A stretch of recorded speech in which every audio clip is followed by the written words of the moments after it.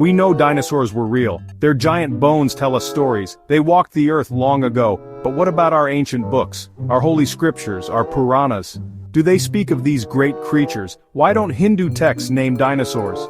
These texts speak of many animals. Lions, elephants, snakes, and birds. They even describe fantastic beasts. So where are the dinosaurs in these tales? Some say ancient people never saw them. Dinosaurs died out millions of years earlier, long before humans as we know them appeared.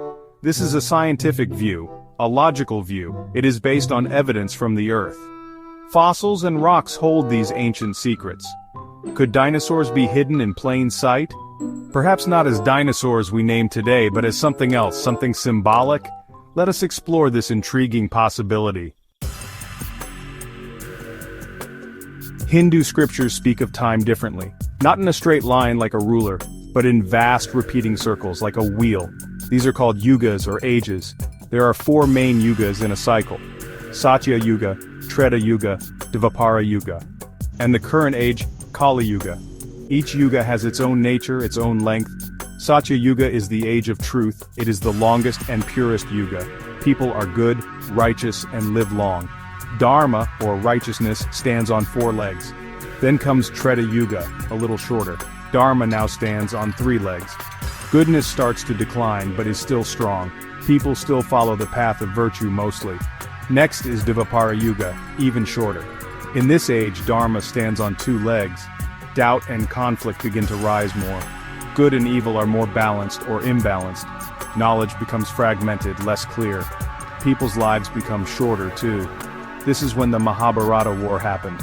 A great war, a great teaching for mankind. Finally, we have Kali Yuga, the current age. It is the shortest and darkest of the yugas. Dharma stands on only 1 leg now. Ignorance, greed, and conflict are common. People live short lives, full of struggle. But even in Kali Yuga there is hope. Hope for liberation, for moksha. Then, after Kali Yuga, the cycle repeats. Satya Yuga returns and creation renews. Now let us look at science. Science tells us about Earth's history, a history written in rocks and fossils. Dinosaurs lived in a time called the Mesozoic era. This era began about 252 million years ago. It ended about 66 million years ago. That is a very, very long time. Humans in their modern form were not there. The Mesozoic era is often called the Age of Reptiles. Dinosaurs were the dominant land animals. Some were huge, like the Argentinosaurus. Others were small, like the Compsognathus. Some ate plants, others ate meat. They filled every corner of the earth.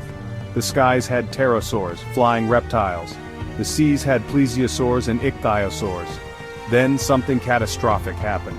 About 66 million years ago they vanished. Most scientists believe a large asteroid hit Earth.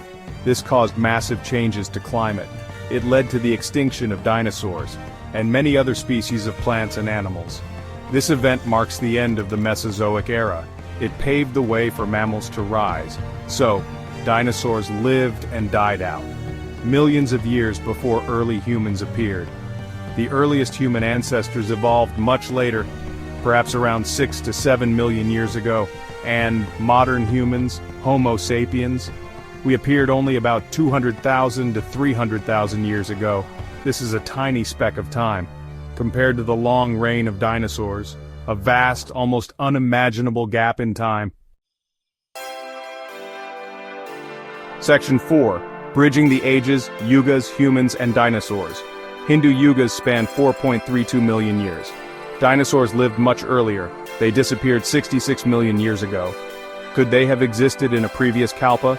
A kalpa is a day of Brahma, 1,000 Mahayugas. The scriptures focus on human dharma. They guide human spiritual life. Section 5. Echoes in Myth, Seeking Dinosaurs in Symbolic Forms. If dinosaurs are not named directly, could their memory exist in other forms? Myths are powerful, they hold collective memory. Sometimes this memory is not literal, it is symbolic, it is transformed. Ancient people might have found large bones, fossils of unknown giant creatures. What would they think? How would they explain them? They might weave stories around them. These stories would use familiar ideas. They would connect to their worldview. Perhaps these bones inspired tales of giants or of powerful monstrous beings, not dinosaurs as we know them scientifically, but as symbols of immense power or chaos, or perhaps as guardians of hidden treasures. Myths often work this way through symbolism.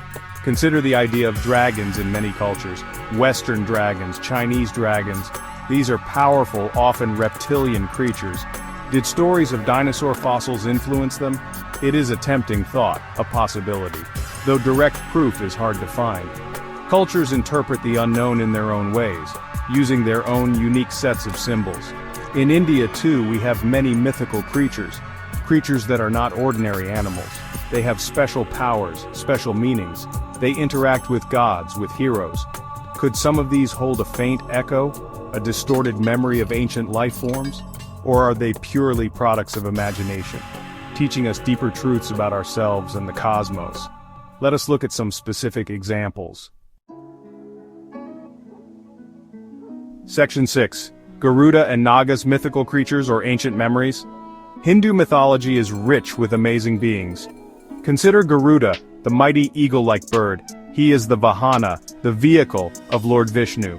Garuda is a sworn enemy of the Nagas. Nagas are serpent deities, often depicted, with hoods like cobras, sometimes with multiple heads. They live in underwater kingdoms, Patala Loka. They guard treasures and possess great wisdom. Could Garuda represent something like a pterosaur, a large flying reptile from the age of dinosaurs? Some pterosaurs were indeed very large, with leathery wings and sharp beaks. Garuda is described as powerful, a great flyer, but Garuda is also a divine being. He symbolizes spiritual power, speed, and courage. He is more than just a depiction of an animal. And what about the Nagas? Are they simply snakes or something more? Their descriptions are often grand, supernatural. Some ancient marine reptiles were very large, long-necked plesiosaurs or mosasaurs. Could stories of their fossils have inspired Nagas? Or are Nagas symbols of earthly power, of hidden knowledge, of cyclical renewal like shedding skin? They represent both danger and wisdom in stories. It is fascinating to speculate, to wonder, but we must be careful not to oversimplify. Mythical beings like Garuda and Nagas are complex. They have deep theological and philosophical meanings. These meanings go far beyond physical forms. They teach us about cosmic order, about struggles, the struggle between sky and earth, good and evil. Reducing them to just misremembered dinosaurs might miss their richer symbolic importance. Section 7. Beyond literal words, wisdom in scripture and science. Hindu scriptures don't mention dinosaurs explicitly. The timeline suggests a vast gap between their extinction and human scriptures. Science explores the physical world. Scriptures explore meaning and purpose. They speak different languages for different goals. The absence of direct mention is not surprising.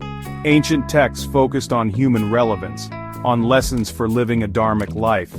Their zoology was based on observed animals, or on symbolic creatures that taught lessons.